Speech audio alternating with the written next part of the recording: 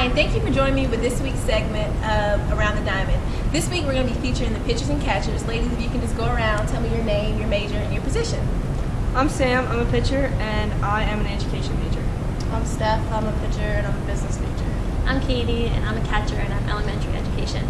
I'm Megan, I'm a catcher, and I'm Ellett. Okay. I don't know if you guys have been keeping up with the KU softball team, but they're actually doing great this season. They have a 6-4 record in the PSAC, and they're currently in second place.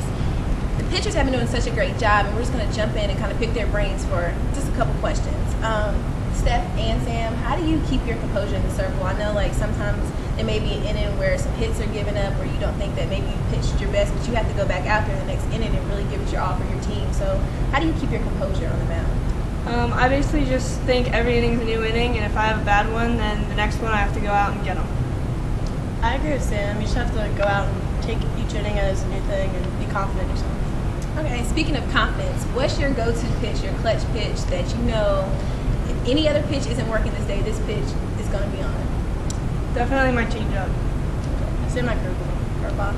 Okay, Sam, even when you're not pitching in the game, you're still in the game as like a designated hitter. So, and you're actually a really good hitter.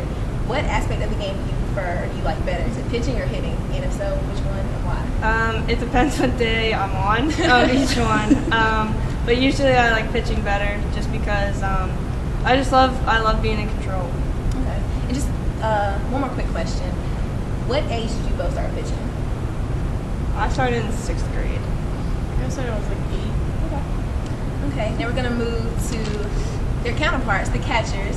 A lot of people really don't realize the physical strength that it takes to catch a complete game. So what workouts or how do you guys prepare in the preseason to pitch, or not to pitch, but to catch the long games? And you guys play like 50 games a season, so how do you really prepare your body for that?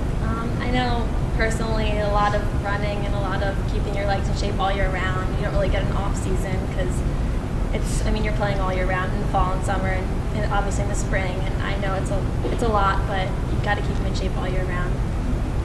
I think that you just have to keep yourself in shape because you're the one that's getting up and down the whole entire game, and you're pretty much in every single play. So you just have to have a good body. Okay.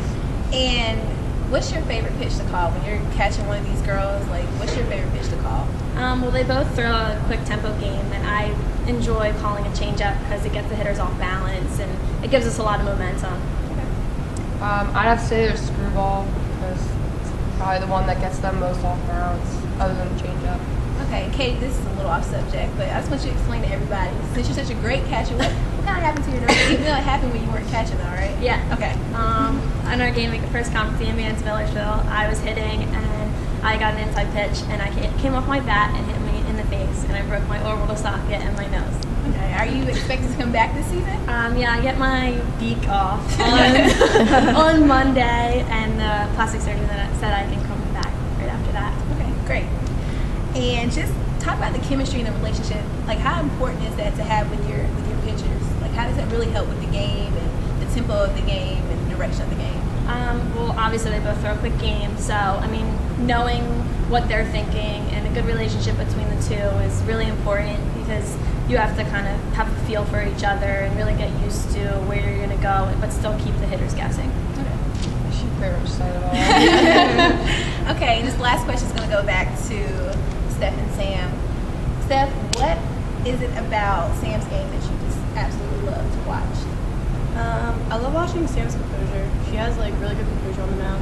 Even after a home run gets hit or something, she comes back, throws a strike, just shows them she's still confident in herself. Great. Sam, what's your favorite aspect of Steph's game? I really like how much movement Steph has on the ball, and she knows how much movement she has, and she stays really, really composed as well. All right, well, you guys heard it here. Thank you for joining us for this week's segment of Around the Diamond. Catch us next week.